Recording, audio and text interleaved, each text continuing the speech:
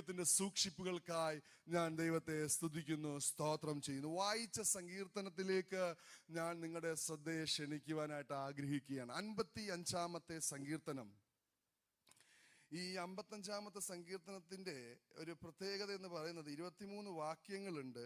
ഇതൊരു ഇമോഷണൽ ആയിട്ട് ദാവീദിന്റെ ഹൃദയത്തിൽ നിന്നും, വൈകാരികമായ തലങ്ങളിൽ നിന്നും എഴുതിയിരിക്കുന്ന, അല്ലെങ്കിൽ വൈകാരികമായ തലങ്ങളിൽ നിന്നും എഴുതി ആ വൈകാരികമായ തലത്തിൽ നിൽക്കാതെ ആ വേദനയിൽ ആ ഭക്തൻ ദൈവത്തോട് പ്രാർത്ഥിച്ചപ്പോൾ ദൈവം നൽകിയിരിക്കുന്ന ആശ്വസിപ്പിക്കുന്ന മറുപടികളും അവന്റെ ആ ഭക്തന്റെ വേദനകളും ഒക്കെയാണ് ഈ സങ്കീർത്തനത്തിന്റെ ആകെ തുക എന്ന് പറയുന്നത്. 55-ാമത്തെ സങ്കീർത്തനം അതിന്റെ ഇങ്ങനെയാണ് പറയുന്നത്: trusting God against their enemies.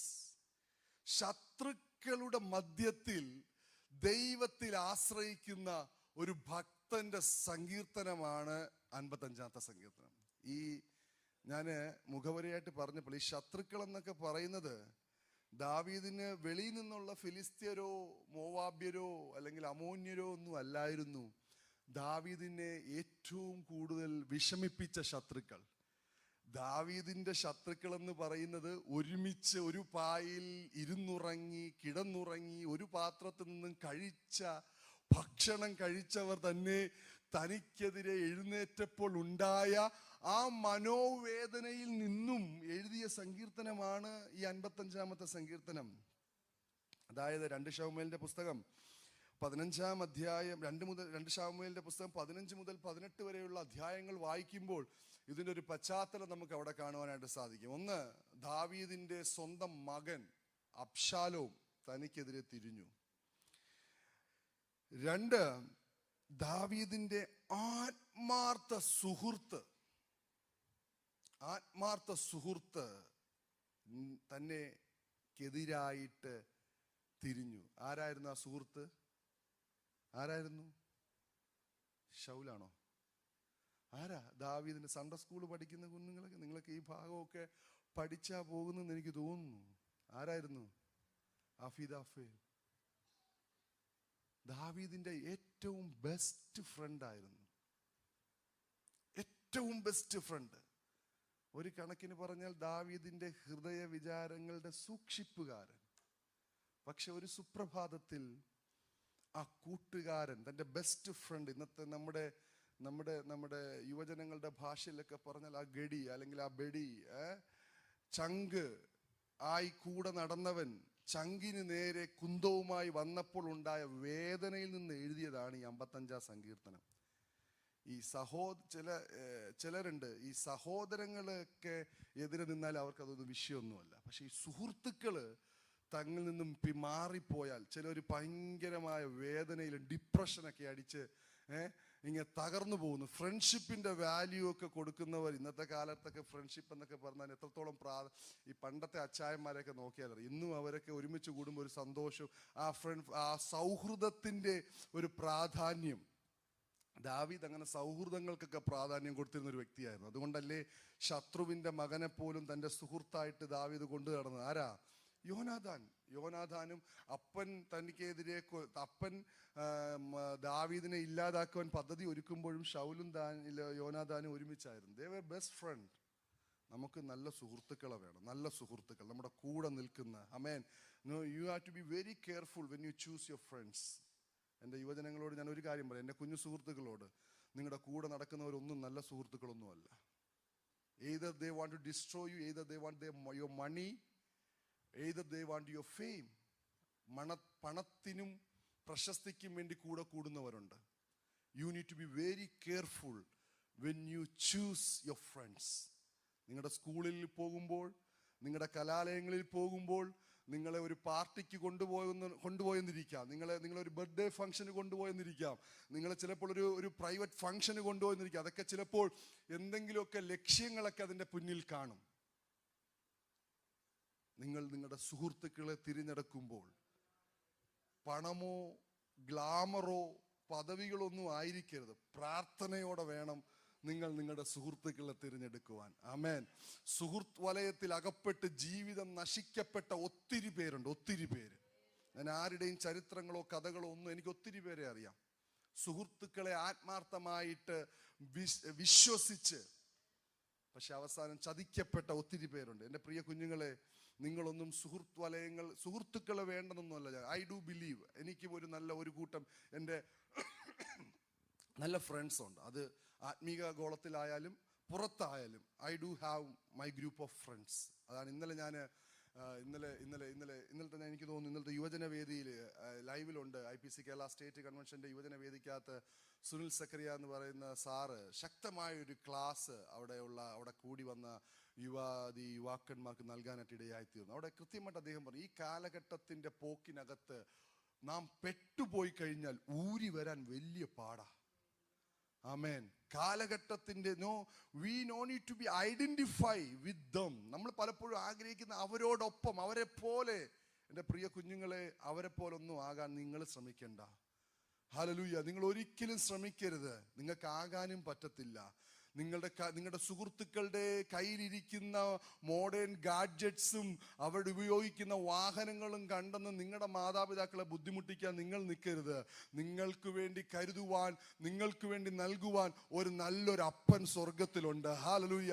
എൻ്റെ ജീവിതത്തിലൊക്കെ ഞാൻ ഇന്നും ഓർക്കുന്നുണ്ട്, പ്രാർത്ഥിച്ച് സാധനങ്ങൾ കയ്യിൽ ലഭിച്ച അവസരങ്ങൾ ഞാൻ ഇന്നെന്ന പോലെ ഞാൻ ഓർക്കുന്നുണ്ട്.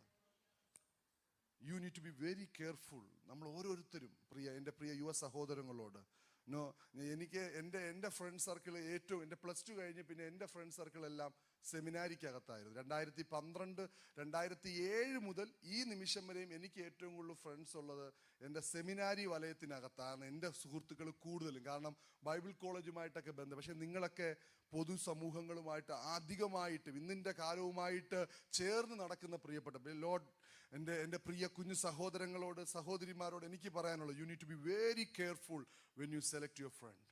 നിങ്ങളുടെ സുഹൃത്തുക്കളെ നിങ്ങൾ തിരഞ്ഞെടുക്കുമ്പോൾ സുഹൃത്തുക്കളെ വേണ്ടെന്നല്ല, സുഹൃത്തുക്കളോടൊപ്പം പോകണ്ടെന്നല്ല, അതല്ല ഞാൻ പറഞ്ഞതിൻ്റെ അർത്ഥം. But you need to be നിങ്ങൾ പിന്നീട് റിഗ്രറ്റ് ചെയ്യാൻ ഇടവരരുത്.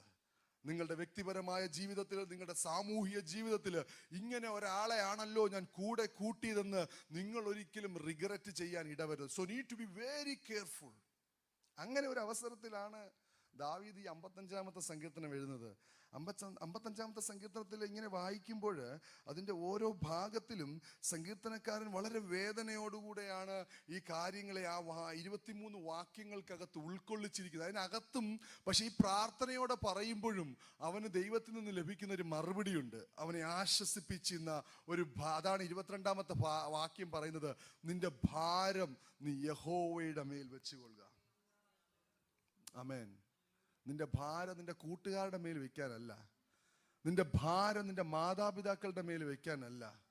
ആമേൻ. Let me encourage you today morning. ഇന്ന് പകൽക്കാലം എനിക്ക് എൻ്റെ എൻ്റെ യുവജനങ്ങളോടാണ് എനിക്ക് ഏറ്റവും കൂടുതൽ സംവദിക്കാൻ ആഗ്രഹം.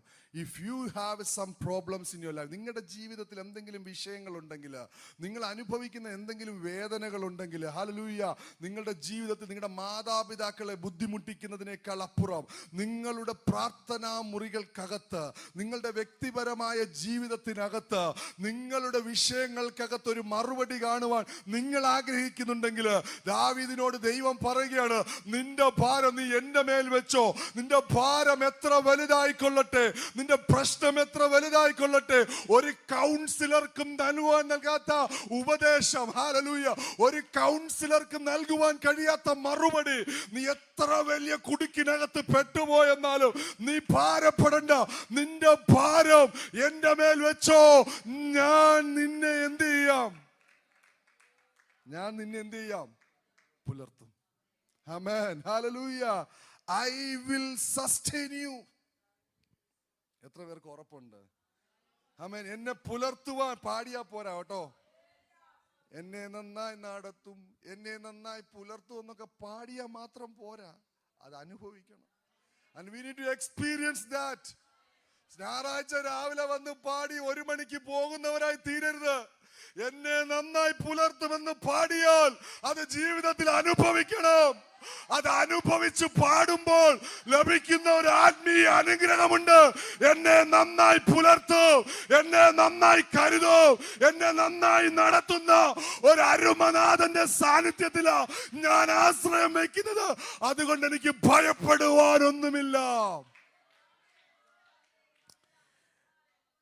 ഈ സങ്കീർത്തനത്തില് 55-ാമത്തെ സങ്കീർത്തനത്തിന്റെ 1 മുതൽ 3 വരെയുള്ള വാക്യങ്ങൾ വായിക്കുമ്പോൾ ദാവീദ് പറയുകയാണ്, ഞാൻ എന്റെ കർത്താവേ എന്റെ പ്രാർത്ഥന ഒന്ന് നീ ശ്രദ്ധിക്കണം. ആരും എന്നെ കേൾക്കാൻ ഇപ്പൊ ഇല്ല. ദാവീദ് പറയുക, നിങ്ങൾ ആ ഒരു ഭാവനയിലൊന്ന് കണ്ട് ദാവീദ് തകർന്ന് തരിപ്പണമായിട്ടിരിക്കുക. സ്വന്തം മോൻ തനിക്കെതിരെ ആളുകളെ കൂട്ടുക. സ്വന്തം കൂടെ നിന്നവരെ മോനും എൻ്റെ സഹപ്രവർത്തകരും ചേർന്ന് എനിക്കെതിരെ വിരുദ്ധമായ ആശയങ്ങളെ പ്രചരിപ്പിക്കുക. ദാവീദ് പറയുക, ദൈവമേ എൻ്റെ പ്രാർത്ഥനയെ ഒന്ന് ശ്രദ്ധിക്കണം, എൻ്റെ യാചനയ്ക്ക് മറഞ്ഞിരിക്കരുതേ. ഹല്ലേലൂയ. ദാവീദിന്റെ പ്രാർത്ഥനയ്ക്ക് ഒത്ത മറുപടി ദൈവം കൊടുത്തു. ആമേൻ. എന്നെ കേൾക്കുന്ന എൻ്റെ പ്രിയ ദൈവമക്കളെ, ഹല്ലേലൂയ. നിനക്കെതിരെ ഒരുവൻ എഴുന്നേൽക്കുമ്പോൾ, നിനക്കെതിരെ ഒരു വ്യക്തിയോ ആരോ ആയിക്കൊള്ളട്ടെ നിനക്കെതിരെ എഴുന്നേൽക്കുമ്പോൾ, we need to be submit. നമ്മൾ പലപ്പോഴും ഞാൻ ഉൾപ്പെടെ എന്നെയും കൂടെ ഉൾപ്പെടുത്തിയ ഈ പറയുന്നതൊക്കെ പലപ്പോഴും വൈകാരികമായിട്ട് ഇടപെടും, വൈകാരികമായിട്ട്. എന്നാൽ ദാനിയേൽ പാസ്റ്റർ നിന്ന് ഒത്തിരി കാര്യം പഠിച്ചിട്ടുണ്ട്, ഒത്തിരി കാര്യങ്ങൾ. അതിൽ പ്രധാനപ്പെട്ടാണ് പറയേണ്ട സമയത്ത് മാത്രമേ പറയാവൂ. വൈകാരികമായി നമ്മൾ ഇടപെടുന്ന, വൈകാരികമായി പറയുന്ന വാക്കുകളൊക്കെ പലപ്പോഴും അത് പലർക്കും വേദനയ്ക്ക് കാരണമാകും പല സമയങ്ങളിൽ. പക്ഷേ നിനക്ക് എത്ര വേദനയുണ്ടായാലും, നീ എത്ര വൈകാരികമായി തകർന്നിരിക്കുവാണെങ്കിലും നിനക്ക് എന്തും പറയാൻ പറ്റുന്ന ഒരിടമുണ്ട്. അതെന്റെ ദൈവത്തിന്റെ സന്നിധിയാ. ആമേൻ. നിനക്ക് മറ്റുള്ളവരോട് പറയാൻ പറ്റാത്തത്, ഹല്ലേലൂയ, നിനക്ക് മറ്റുള്ളവരോടൊന്ന് തുറന്നു പറയാൻ പറ്റാത്തത്, നിന്റെ കൂട്ടുകാരോട് നിനക്ക് പറയാൻ പറ്റാത്തത്, നിന്റെ മാതാപിതാക്കളോട് നിനക്ക് പറയാൻ പറ്റാത്തത്, നീ കടന്നു പോകുന്ന അവസ്ഥകൾ മറ്റുള്ളവരോട് പറയാൻ പറ്റാത്തത്, ഇന്ന് പകൽക്കാലം എന്നെ കേൾക്കുന്ന പ്രിയ സുഹൃത്തുക്കളെ, എന്റെ പ്രിയ അനുജന്മാരെ, പ്രിയ അനുജത്തിമാരെ, നിന്റെ പ്രാർത്ഥനാ മുറിക്കകത്ത് നിന്നെ കേൾക്കുന്ന ഒരുവനുണ്ടെന്ന ഉറപ്പോടുകൂടെ അവന്റെ സന്നിധിയിലേക്ക്, അവന്റെ കരങ്ങളിലേക്ക് നിന്റെ ഈ വിഷയത്തെ പകർന്നു കൊടുക്കുവാൻ എനിക്ക് നിങ്ങൾക്കും കഴിഞ്ഞാൽ അവൻ പറയും, മോനെ നീ ഭാരപ്പെടണ്ട, മോളെ നീ കരയണ്ട, നിന്റെ ഭാരം ഇങ്ങോട്ടങ്ങ് വെച്ചോ, നിന്റെ ഭാരം നീ എന്റെ മേലങ്ങ് വെച്ചോ. നീ ആരെയും കുറ്റപ്പെടുത്താൻ പോണ്ട, നീ ആരെയും പഴിചാരാൻ പോണ്ട, നീ ആരോടും പരിഭവം പറയണ്ട, ഞാൻ നിന്നെ പുലർത്താം. ലോകത്തിന് പറയുന്നതിനൊക്കെ ഒരു പരിമിതികളുണ്ട്, സുഹൃത്തുക്കൾക്ക് പറയുന്നതിനൊരു പരിമിതിയുണ്ട്, ഹല്ലേലൂയ, അവർക്ക് ഇടപെടുന്നതിനൊരു പരിമിതികളുണ്ട്. എന്നാൽ ദൈവം പറയുക, don't worry, I will take care of it, I will deal it, I will stand for you. കൂടെ നിൽക്കാന്ന് പറഞ്ഞവരെല്ലാം മാറിപ്പോയപ്പോഴും, ആമേൻ, കൂടെ നിൽക്കാമെന്ന് പറഞ്ഞ എത്രയോ പേർ ഒന്ന് ചിന്തിച്ചു നോക്കിയേ.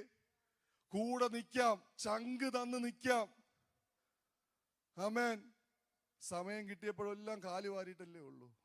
കൂടെ നിൽക്കാമെന്ന് പറഞ്ഞ് ഞാൻ ഈ സങ്കീർത്തനം ഇന്നലെ രാത്രി ഞാനിരുന്ന് ധ്യാനിച്ചപ്പോൾ ഞാൻ കടന്നു പോകുന്ന ഒരു അവസ്ഥയുമായിട്ട് എനിക്ക് എന്നെ തന്നെ ഒന്ന് ഐഡന്റിഫൈ ചെയ്യാൻ പറ്റി. ഞാൻ പേരും സ്ഥലവും ഒന്നും പറയുന്നില്ല. ഞാൻ എൻ്റെ ഹൃദയപ്രകാരം എന്ന് വെച്ചാൽ ഞാനൊരു പുതിയ സ്ഥലത്തേക്ക് ശുശ്രൂഷയുമായുള്ള ബന്ധത്തിൽ ഞാൻ ജോയിൻ ചെയ്തപ്പോൾ ആദ്യമായിട്ട് എനിക്ക് ലഭിച്ച എൻ്റെ ഒരു സുഹൃത്ത്, അവിടെ കിട്ടിയ സുഹൃത്ത് ഞാൻ വളരെ ആത്മാർത്ഥമായിട്ട് സ്നേഹിച്ചു. വളരെ വളരെ ഒരുമിച്ച് യാത്രകൾ ചെയ്തു, ഒരുമിച്ച് ഞങ്ങൾ ഫുഡ് കഴിക്കാനൊക്കെ പോകാൻ ഇഷ്ടമുള്ളത് കൊണ്ട് ഒരുമിച്ച് ഒത്തിരി സ്ഥലങ്ങളിൽ ഫുഡ് എക്സ്പ്ലോർ ചെയ്യാനായിട്ടൊക്കെ ഒത്തിരി സ്ഥലങ്ങളിലൊക്കെ യാത്ര ചെയ്തിട്ടുണ്ട്, ഒത്തിരി ഒരുമിച്ച് പോയി. പക്ഷേ ഒരു ഘട്ടത്തില് ഞാൻ പറയുന്നത്, പദവികൾ മനുഷ്യനെ മാറ്റുമെന്ന് ഞാൻ കേട്ടിട്ടേ ഉള്ളൂ. ഈ പൊസിഷൻസ് മനുഷ്യന്റെ അവസ്ഥകളെയും ചിന്തകളെയും നിഗമനങ്ങളെയും നിരൂപണങ്ങളെയും മാറ്റും. ഒരുമിച്ച് നടന്നത്, ഒരുമിച്ച് ഒത്തിരി യാത്രകളൊക്കെ ചെയ്ത്. എന്നാൽ ഒരു സുപ്രഭാതത്തിൽ അദ്ദേഹത്തിന് ശുശ്രൂഷയിൽ ഞങ്ങൾ നിൽക്കുന്ന ആ സാഹചര്യത്തിനകത്ത് അദ്ദേഹത്തിന് ഒരു പൊസിഷനിൽ ഒരു ഹൈ റാങ്ക്, ഞങ്ങൾ ഒരുമിച്ചായിരുന്നു ജോലി, ഞങ്ങൾ ശുശ്രൂഷയിൽ ഒരുമിച്ച് ഒരു സ്ഥാപനത്തിൽ വർക്ക് ചെയ്യുമ്പോൾ എന്നെക്കാടി ഒരു പടി കൂടെ മുന്നിലുള്ള ഒരു പൊസിഷനിലേക്ക് അദ്ദേഹത്തിന്, ഞാൻ വേറൊരു ഡിപ്പാർട്ട്മെന്റ് ഹാൻഡിൽ ചെയ്യുന്നു, അദ്ദേഹത്തിന് വേറൊരു ഡിപ്പാർട്ട്മെന്റിലേക്ക് ഹയർ പൊസിഷനിലേക്ക് കിട്ടി. പിന്നീട് ഞാൻ കാണുന്നത് ഇന്നലെ വരെ കണ്ട ആ വ്യക്തിയല്ല. എന്നോട് പിന്നെ മിണ്ടത്തില്ല, എന്നോട് സഹകരിക്കത്തില്ല, എന്നോട് ഒരു വാക്കും പറയത്തില്ല. ഞാൻ ചോദിച്ചു, ഞാൻ എന്ത് തെറ്റ് ചെയ്തു? പല സമയങ്ങളിൽ ഞാൻ എൻ്റെ മനസ്സങ്ങ് തകർന്നു പോയിട്ടുണ്ട്. ഈ ദാവീദ് പറയുന്ന ഈ 55 സംഖ്യ, ഈ ദിവസങ്ങളിലൊക്കെ ഞാൻ കഴിഞ്ഞ ദിവസങ്ങളിലൊക്കെ ഒത്തിരി വിഷമിച്ച ഒരു സമയം ഉണ്ടായിരുന്നു. ആ സമയത്താണ് ഈ 55 സംഖ്യത്തിനെ ഒന്ന് ധ്യാനിക്കുവാനായിട്ട് എന്നെ ഇടയാക്കിയത്. ഞാൻ ഭയങ്കരമായിട്ട് തകർന്നു. എനിക്കെതിരെ ഞാൻ പോലും ചിന്തിക്കാത്ത കാര്യങ്ങൾ എനിക്കെതിരെ റിപ്പോർട്ട് ചെയ്യുകയും എനിക്കെതിരെ മാനസികമായിട്ട് ഒത്തിരി എന്നെ തകർക്കുന്ന തരത്തിൽ ഞാൻ ചെയ്യുന്ന ശുശ്രൂഷയുമായിട്ടുള്ള ബന്ധത്തിൽ എന്നെ ഒത്തിരി വേദനിപ്പിക്കുന്ന ഒരു സമയത്തിലൂടെ ഞാൻ കടന്നുപോയി. ഞങ്ങൾ കുടുംബമായിട്ട് കടന്നുപോയി. പക്ഷേ ഞാൻ ഒരു കാര്യം, ഞാൻ ആരോടും, എൻ്റെ സഹപ്രവർത്തകർ 2-3 പേരോട് ഞാൻ പറഞ്ഞു, മനുഷ്യൻ മാറുന്നെന്ന് ഞാൻ കേട്ടിട്ടേ ഉള്ളൂ, മനുഷ്യൻ മാറുമെന്ന് ഞാൻ കേട്ടിട്ടേ ഉള്ളൂ, പക്ഷേ മനുഷ്യൻ മാറുന്നത് കാണുവാൻ എൻ്റെ കണ്ണുകൊണ്ട് ദൈവം ഇടയാക്കി. ഹല്ലേലൂയ. എന്നാൽ ഒരു കാര്യം ഞാൻ പറയട്ടെ, മാറുന്നവരുടെ മുൻപിലും മാറാത്തവനായ ഒരു ദൈവം എൻ്റെ കരത്തിൽ മുറുകെ പിടിച്ചിരിക്കുന്നത് കൊണ്ട് മനുഷ്യർ എന്തു പറഞ്ഞാലും, മനുഷ്യർ എനിക്കെതിരെ എന്താരോപിച്ചാലും എനിക്കൊരു വേദനയുമില്ല. കാരണം എന്നെ വിളിച്ച ദൈവം വിശ്വസ്തനാണ്.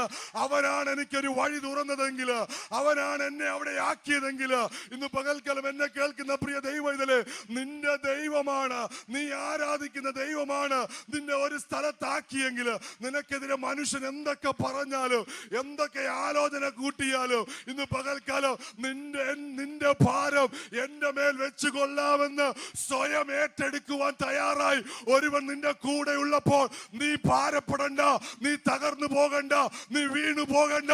അവൻ നിന്നെ പുലർത്തുവാൻ ശക്തനായ ദൈവമാ. ആമേൻ. അതുകൊണ്ട് പലപ്പോഴും ഞാൻ സ്വയമേ ചിന്തിച്ചു, ഒന്ന് മാറി നിൽക്കാം, ഒരു ബ്രേക്ക് എടുക്കാം, വേറെ പല രീതിയിലൊക്കെ ഞാൻ ചിന്തിച്ചു. പക്ഷേ അവിടെയൊക്കെ ദൈവം സമയാസമയങ്ങളിൽ വചനത്തിലൂടെ ഉറപ്പിക്കും. സമയാസമയങ്ങളിൽ ദൈവം എനിക്ക് ആശ്വാസകരമായിട്ട്, ഞങ്ങൾ ഒരുമിച്ച് ഞാനും ഫേബയും ഞാനും ഒക്കെ ഒരുമിച്ച് ആയിരുന്നു വർക്ക് ചെയ്യുന്നത്. എന്നാൽ പ്രത്യേക സാഹചര്യത്തിൽ ഫേബയ്ക്ക് അവിടെ നിന്ന് മാറേണ്ടതായിട്ടൊക്കെ വന്നു. പക്ഷെ തക്ക സമയത്ത് വേറൊരു സ്ഥലത്ത് അതേ ചെയ്തിരുന്നതിനേക്കാൾ ഉപരിയായിട്ട് വേറൊരു പൊസിഷനിലേക്ക് ദൈവം ഒരു വഴി തുറന്നു. ആമേൻ. അതാണ് ദൈവത്തിന്റെ പ്രവർത്തികൾ. നമ്മൾ ചിന്തിക്കുന്നതിനപ്പുറം ഒരിക്കലും ചിന്തിച്ചിരുന്നില്ല. അവിടേക്ക് ആക്ച്വലി ഇതൊക്കെ ജീവിക്കുന്ന സാക്ഷ്യങ്ങളാ. കഴിഞ്ഞ 1 വർഷമായിട്ട് ഫേവ എന്റെ ജോലി ചെയ്യുന്നില്ല, വീട്ടിലായിരുന്നു. She was helping. എൻ്റെ കൂടെ ഉള്ള ഒരു മാഡത്തെ ഒരു മിനിസ്ട്രിയിൽ ഹെൽപ്പ് ചെയ്യുകയായിരുന്നു. So she was not working, വീട്ടിലിരിക്കുകയായിരുന്നു. ഇടയ്ക്കിടയ്ക്ക് ആ മാഡത്തിൻ്റെ അടുത്ത് പോയി. എന്നാൽ MA ഇതൊരു സാക്ഷ്യമാണ് കേട്ടോ, ദൈവം അത്ഭുത വഴികളെ തുറക്കുമെന്നുള്ളതിൻ്റെ ഒരു സാക്ഷ്യം പറയുന്നത്. She was doing her MA psychology ചെയ്യുകയായിരുന്നു. അപ്പോൾ അതിൻ്റെ ഇന്റേൺഷിപ്പിൻ്റെ ഭാഗമായിട്ട് ഇന്റേൺഷിപ്പ് ചെയ്യാനായിട്ട് ഒരു സ്ഥാപനത്തിലേക്ക് കൗൺസിലിങ്ങിൻ്റെ ഇന്റേൺഷിപ്പിന് വേണ്ടിയിട്ട് പോയി. അവിടെ ഇന്റേൺഷിപ്പ് ചെയ്യാനായിട്ട് അവിടെ ചെന്നു. ഇന്റേൺഷിപ്പ് ചെയ്തിട്ടുള്ളവർക്കറിയാം, നമ്മുടെ കയ്യിൽ നിന്ന് കാശ് മുടക്കി നമ്മൾ അങ്ങോട്ട് കൊടുത്തിട്ട് വേണം അവിടെ ഇന്റേൺഷിപ്പ് ചെയ്യാൻ. ഞങ്ങൾ അങ്ങനെ ചെയ്തുകൊണ്ടിരിക്കുന്ന ഒരു പ്രത്യേക സമയത്ത് കഴിഞ്ഞ 3 മാസമായിട്ട് ഇന്റേൺഷിപ്പ് ചെയ്തുകൊണ്ടിരിക്കുക. ഒരു ദിവസം ഒരു അപ്രതീക്ഷിതമായിട്ട് ആ സെമിനാരിയുടെ പ്രിൻസിപ്പൾ ഫേബയോട് പറഞ്ഞു, എന്നെ ഒന്ന് വന്ന് കാണണമെന്ന് പറഞ്ഞു. പോയി കണ്ടു. പറഞ്ഞു, we have a vacancy here, ഞങ്ങൾക്ക് ഇവിടെ ഒരു ഒഴിവുണ്ട്, ഫേബയെ ഞങ്ങൾ അതിലേക്ക് എടുക്കാനായിട്ട് താല്പര്യപ്പെടുന്നു, will you join with us എന്ന് ചോദിച്ചു. അപ്പോൾ ഒരു മടിക്കാരൻ, രാവിലെ ഇറങ്ങണം, ഇച്ചിരി ദൂരമാണ് ഞങ്ങളിപ്പോൾ താമസിക്കുന്നിടത്തു നിന്നൊക്കെ. പക്ഷേ പ്രാർത്ഥിച്ചു, അതൊരു ദൈവ നിയോഗം പോലെ തോന്നി.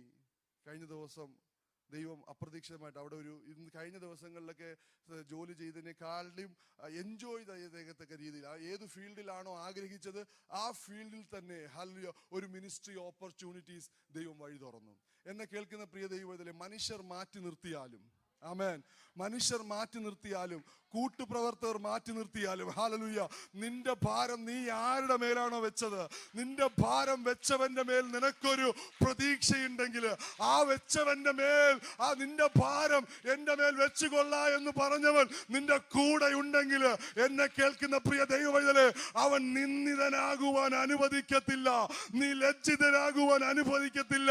നീ വിഷമിക്കുന്ന അവസ്ഥയിൽ നിന്റെ കൂടെ ഇരുന്ന് നിന്നെ കരം പിടിച്ച് വഴി നടത്തുവാൻ അവൻ ശക്തനാ. എത്ര പേര് വിശ്വസിക്കുന്നു? ഇതൊക്കെ ചിലപ്പോൾ ഞാൻ ചിന്തിക്കാറുണ്ട്, ഇതൊക്കെ എല്ലാവർക്കും സംഭവിക്കുന്നതല്ലേ എന്ന്. അല്ല, ഇതൊക്കെ ദിസ് എ ടെസ്റ്റിമണി. നിങ്ങളുടെ ജീവിതത്തിൽ ഇങ്ങനെയൊക്കെ സംഭവങ്ങളുണ്ട്. ഇവൻ the minute things in your life, that's A great testimony. പലപ്പോഴും നമ്മൾ അതൊക്കെ പറയാൻ നമുക്ക് അയ്യോ ഇതൊക്കെ ഒരു അത്ഭുത അല്ല. ദൈവമക്കളെ, ഒരു ചെറിയ കാര്യമായി നിങ്ങളൊരു 10 രൂപയ്ക്ക് വേണ്ടി പ്രാർത്ഥിച്ച് ആ 10 രൂപ നിങ്ങളുടെ കരത്തിലെത്തിയാൽ പോലും അതൊരു ടെസ്റ്റിമണിയാ, അതൊരു അനുഭവമാ, അതൊരു ദൈവത്തിന്റെ പ്രവൃത്തിയാ. നിങ്ങൾ ചിന്തിക്കരുത് 1 കോടി കൈ കിട്ടിയാൽ മാത്രമേ അതൊരു അത്ഭുതമാകുന്നുള്ളെന്ന്. 1 കോടിയല്ല, 1 ഗ്ലാസ് വെള്ളം കിട്ടിയാൽ പോലും, നിന്റെ ഭാരമേറിയ അവസ്ഥക്കകത്ത് നീ പ്രതീക്ഷിക്കാത്ത ഇടത്ത് 1 ഗ്ലാസ് വെള്ളം പോലും നിനക്ക് ലഭിച്ചാൽ അതും ദൈവത്തിന്റെ പ്രവൃത്തിയാ. വിശ്വസിക്കാമോ? ഇന്ന് പകൽക്കാലം വിശ്വസിക്കുന്നവരുടെ ജീവിതത്തിൽ ഹല്ലേലൂയ, നാണം കൂടാതെ, മടി കൂടാതെ ഈ ദാവീദിനെ പിടിച്ചു നിർത്തിയത് എന്താണെന്നറിയാമോ?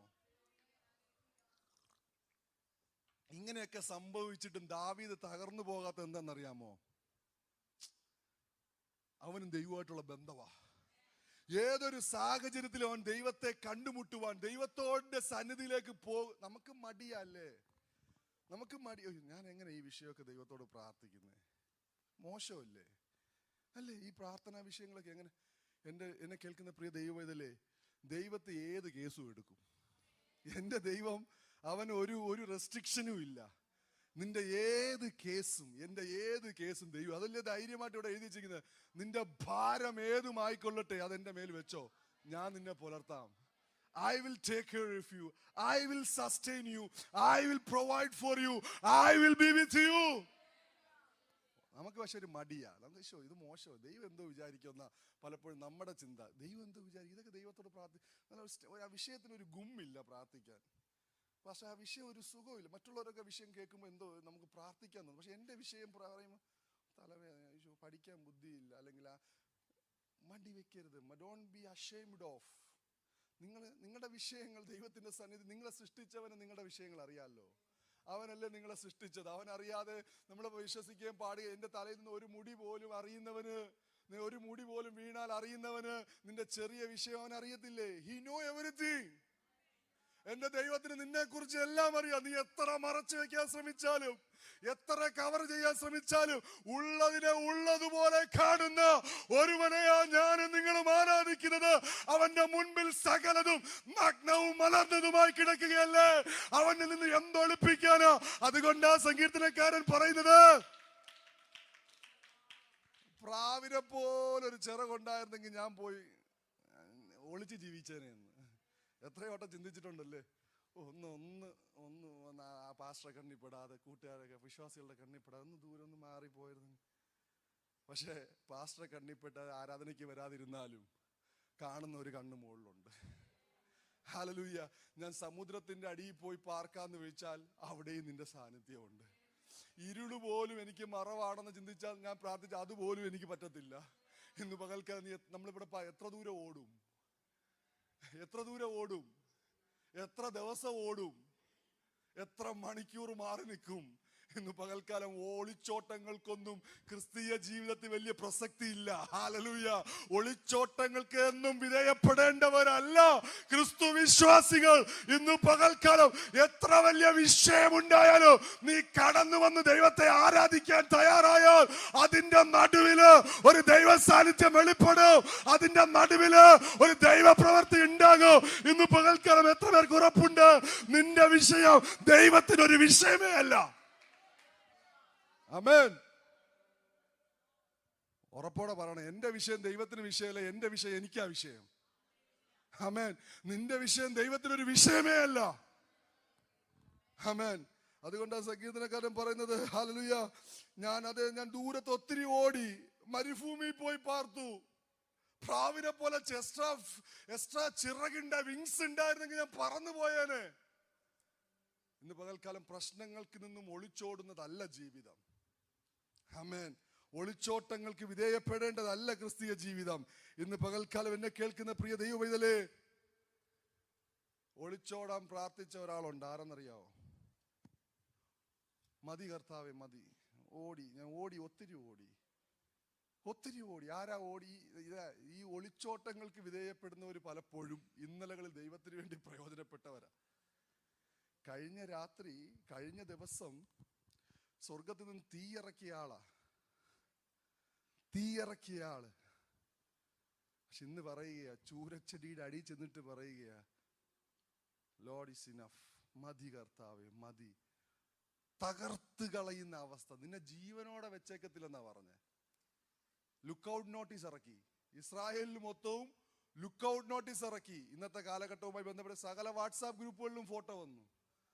എല്ലാ സോഷ്യൽ മീഡിയയിലും ഏറ്റവും പുതിയ ഫോട്ടോ പ്രചരിപ്പിച്ചു. ജീവനോടെ കെട്ടിയാൽ ഈ ഭൂമിയിൽ വെച്ചേക്കത്തില്ല. ആമേൻ.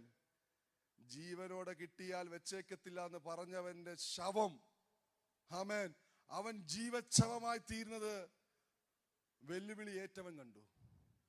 ആമേൻ. ഹല്ലേലൂയ. ആഹാബിന്റെ രഥത്തിന്റെ മുൻപിൽ ഓടിയത് ആരാ? മതിയെന്ന് പറഞ്ഞവനാ. ഹല്ലേലൂയ. ഇസ്രായേലിലെ ഏറ്റവും ശക്തിയേറിയ രഥം കൊണ്ട്, ശക്തിയേറിയ കുതിരകൾ കൊണ്ട് കൂട്ടിക്കെട്ടിയ രഥത്തിന്റെ മുൻപില് ഓടിയതാരാ? മതിയെന്ന് പറഞ്ഞവനാ. ഇന്ന് പകൽക്കാലം മതിയെന്ന് നീ പറയരുത്. മതിയെന്ന് പറഞ്ഞവനാ 40 ദിവസം ഓടിയത്. ആമേൻ. 40 രാവും പകലും. ഹല്ലേലൂയ. ചില ശുശ്രൂഷകൾ ഏലിയാവേ നിന്നെ കൊണ്ട് ഇനിയും ബാക്കിയുണ്ട്. നീ പറഞ്ഞ ചിലത്, നീ ഇനി രാജ്യത്ത് നീ കെട്ടിയ ചിലത് അഴിക്കാനുണ്ടെന്നേ. എന്തുവാ പറഞ്ഞേ? ഞാൻ പറഞ്ഞിട്ടല്ലാതെ ഇസ്രായേലിൽ ഇനി മഴയും, അത് ആരാ കെട്ടിയത്? ഏലിയാവേ നിന്റെ ഉത്തരവാദിത്വമാണ്. ഞാൻ പറഞ്ഞിട്ട് നീയാ ചെയ്തത്. നീയാ അതഴിക്കണം. നീ മതിയെന്ന് പറഞ്ഞ പിന്നെ കാര്യങ്ങൾ എങ്ങനാ? സൂക്ഷിക്കണം നമ്മുടെ വാക്ക്. ദൈവസന്നിധിയിൽ നമ്മൾ പ്രാർത്ഥിക്കുമ്പോൾ നമ്മുടെ വാക്കുകൾ നമ്മൾ സൂക്ഷിക്കണം. ദൈവം പറഞ്ഞ ഒത്തിരി വാഗ്ദത്തങ്ങളില്ലേ? വാഗ്ദത്തങ്ങളുടെ പൂർത്തീകരണം കാണണ്ടേ? തലമുറകളോടുള്ള ബന്ധത്തിൽ ദൈവം ഒത്തിരി വാഗ്ദത്തങ്ങൾ പറഞ്ഞിട്ടില്ലേ? നിന്റെ വ്യക്തി ജീവിതവുമായി ബന്ധപ്പെട്ട് ഒത്തിരി വാഗ്ദത്തങ്ങൾ ദൈവം പറഞ്ഞിട്ടില്ലേ? ആ വാഗ്ദത്തങ്ങളുടെ നടുവിൽ മതിയെന്ന് പ്രാർത്ഥിച്ചാൽ എങ്ങനാ? അവിടെ ആരാ വിജയിക്കുന്നത്? സാത്താനാ വിജയിക്കുന്നത്. ഇത് പകൽക്കാലം നീ മതി എന്ന് പ്രാർത്ഥിച്ചിടത്ത് നീ പ്രാർത്ഥിക്കണം, കർത്താവേ ഇതിനെ തരണം ചെയ്യുവാൻ നീ എന്നെ സഹായിക്കണം. ഞാൻ തകർന്നു പോകുവാനല്ല, ഹല്ലേലൂയ, ഞാൻ ഉടഞ്ഞു പോകുവാനല്ല, ഞാൻ വീണു പോകുവാനല്ല, ഞാൻ തകരുന്നത് കാണുവാൻ, ഞാൻ വീഴുന്നത് കാണുവാൻ, ഞാൻ നശിക്കുന്നത് കാണുവാൻ ഒരു സമൂഹം എന്റെ മുൻപിൽ നിൽക്കുമ്പോഴും ഈ പ്രശ്നത്തിന്റെ നടുവില്, എന്നെ ഒറ്റപ്പെടുത്തുന്നവരുടെ നടുവില് എന്നെ ജീവിക്കുവാൻ, ജീവനുള്ള ദൈവത്തെ സേവിക്കുവാൻ നീ എന്നെ ബലപ്പെടുത്തണമേ എന്ന് എത്ര പേര് പ്രാർത്ഥിക്കും? അവർ ദൈവത്തിന്റെ മഹത്വം കാണും. വിശ്വസിച്ചാൽ, ഹല്ലേലൂയ, മാർത്തയെ നീ വിശ്വസിച്ചാൽ, മറിയെ നീ വിശ്വസിച്ചാൽ നീ മഹത്വം കാണും. ലാസർ കല്ലറയ്ക്കകത്തിരിക്കാനുള്ളതല്ല. ലോകം എന്തും പറയട്ടെ, 4 ദിവസമായെന്നോ അഴുകി തുടങ്ങിയെന്നോ നാറ്റം വമിച്ചെന്നോ പറയട്ടെ, ഹല്ലേലൂയ, ലോകം പറയുന്നവനല്ല കാര്യം, ലോകം പറയുന്നതിലല്ല കാര്യം, വീട്ടുകാർ പറയുന്നതിലല്ല കാര്യം, എക്സ്പെർട്ടീസ് പറയുന്നതിലല്ല കാര്യം. നിന്റെ രോഗം എത്ര പഴകിയതായാലും, ഹല്ലേലൂയ, മരുന്ന് കണ്ടുപിടിച്ചിട്ടില്ലെന്ന് പറഞ്ഞാലും, വൈദ്യന്മാർ ശുശ്രൂഷിച്ചിട്ടും വിടുതൽ കിട്ടിയില്ലെങ്കിലും എക്സ്പെർട്ടീസ് പറയുന്നതിലല്ല കാര്യം. നിന്റെ മൂക്കിൽ ജീവശ്വാസം ഊതിയവൻ പറയുന്നതാ കാര്യം. ഹല്ലേലൂയ. ലോകം ഡയഗ്നോസ് ചെയ്തിട്ട് കണ്ടുപിടിക്കാത്തത്, ഹല്ലേലൂയ, നിന്റെ വിഷയത്തിനകത്ത് വീട്ടുകാർ പറയുന്നതല്ല നിന്റെ അഡ്വൈസ്, നാട്ടുകാർ പറയുന്നത് കേട്ട് ജീവിക്കാനുള്ളതല്ല. മാർത്തേ, മറിയേ, വീട്ടുകാർ പലതും പറയും. നാറ്റം വെച്ചെന്ന് പറയും, ജീർണിച്ചെന്ന് പറയും, തുറക്കാൻ പറ്റത്തില്ലെന്ന് പറയും. എന്നാൽ ലാസറിനെ കണ്ടവൻ കല്ലറ തുറന്ന് പുറത്തു കൊണ്ടുവരുന്ന ഒരു ദിവസമുണ്ട്. അതിനർത്ഥം നാറ്റം വെച്ചതും ജീർണിച്ചതുമായ കേസും ദൈവം എടുക്കും. ആമേൻ. ലോകം പോസ്റ്റ്മോർട്ടം ചെയ്തതും ദൈവം എടുക്കും. നിന്റെ കരങ്ങൾ ശുദ്ധമാണെങ്കിൽ, ദൈവസന്നിധിയിൽ നിനക്ക് പ്രാഗൽഭ്യമുണ്ടെങ്കിൽ, ദൈവസന്നിധിയിൽ എനിക്ക് പ്രാഗൽഭ്യമുണ്ടെങ്കിൽ, ഇന്ന് പകൽക്കാലം നിന്റെ വിഷയത്തെക്കുറിച്ച് ലോകം എത്ര വലിയ ജഡ്ജ്മെന്റ് നടത്തിയാലും, ലോകം എത്ര വലിയ വിധി നിർണയിച്ചാലും, എന്നെ കേൾക്കുന്ന പ്രിയ ദൈവമക്കളെ, തകർന്നു പോകരുത്. അതല്ല അവസാനത്തെ വിധി. അതിനപ്പുറം ഒരു വിധിയുണ്ട്, അതിനപ്പുറം ഒരു മറുപടിയുണ്ട്, അതിനപ്പുറം ഒരു ഇടപെടലുണ്ട്, അതിനപ്പുറം ഒരു ഉത്തരമുണ്ട്. ദാവീദേ, നിന്റെ ഭാരം നീ എന്റെ മേൽ വെച്ചുകൊള്ളുക. ദാവീദേ, നിന്നെ പുലർത്തുന്നത് ഞാനാ. കാട്ടിൽ കിടന്ന് നിന്നെ കണ്ടത് ഇശായി നിന്നെ കണ്ടില്ല. ജോലിയുള്ള നിന്റെ സഹോദരങ്ങൾ നിന്നെ കണ്ടില്ല. കാട്ടിൽ കിടന്ന് ആടുകളുടെ കൂടെ ജീവിച്ചപ്പോൾ ഇവർക്കാർക്ക് നിന്നെ വേണ്ടായിരുന്നു. അവരൊക്കെ നിന്നെ മാറ്റി നിർത്തി, അവരൊക്കെ നിന്നെ അകറ്റി നിർത്തി. എന്നാൽ ഈ രാജ്യസ്ഥാനത്തേക്ക് നിന്നെ കൊണ്ടുവന്നെങ്കിൽ, ഈ ഇസ്രായേലിന്റെ രാജാവായി ഞാൻ നിന്നെ അഭിഷേകം ചെയ്തെങ്കിൽ, നീ പാറപ്പുറത്തിരുന്ന നിന്നെ ഈ ചെങ്കോലും കിരീടവും അണിയിച്ച് ഈ രാജസിംഹാസനത്തിലേക്ക് നിന്നെ കൊണ്ടുവന്നെങ്കിൽ, നിന്റെ വിഷയം ഏറ്റെടുക്കാൻ എനിക്കറിയാം. ആമേൻ. നിന്റെ ഭാരത്തിൽ ഇടപെടാൻ എനിക്കറിയാം. നിനക്കെതിരെ എഴുന്നേൽക്കുന്നവർ നിന്റെ കണ്ണിന്റെ മുൻപിൽ പട്ടുപോകുന്നത് നീ കാണും. ദാവീദിന്റെ ജീവിതം അതല്ലേ? ദാവീദിനെതിരെ ആരൊക്കെ എഴുന്നേറ്റോ? ദൈവത്തിന്റെ അഭിഷക്തനെതിരെ ആരൊക്കെ എഴുന്നേറ്റോ? ദാവീദിനെ ഇല്ലാതാക്കണമെന്ന് ചിന്തിച്ചവരൊക്കെ ദാവീദിന്റെ മുൻപിൽ പട്ടുപോകുന്നതായിട്ടാണ് വചനം പറയുന്നത്. അബ്ശാലോം, അഹീഥോഫെൽ, ശൗൽ, ഒരു നീണ്ട നിരയുണ്ട്. എന്നാൽ ഭക്തനെ ദൈവം സൂക്ഷിച്ചു. ഇന്ന് പകൽക്കാലം ഞാൻ എൻ്റെ വാക്കുകൾക്കൂടെ വിരാമം കുറിക്കുകയാണ്. നമുക്ക്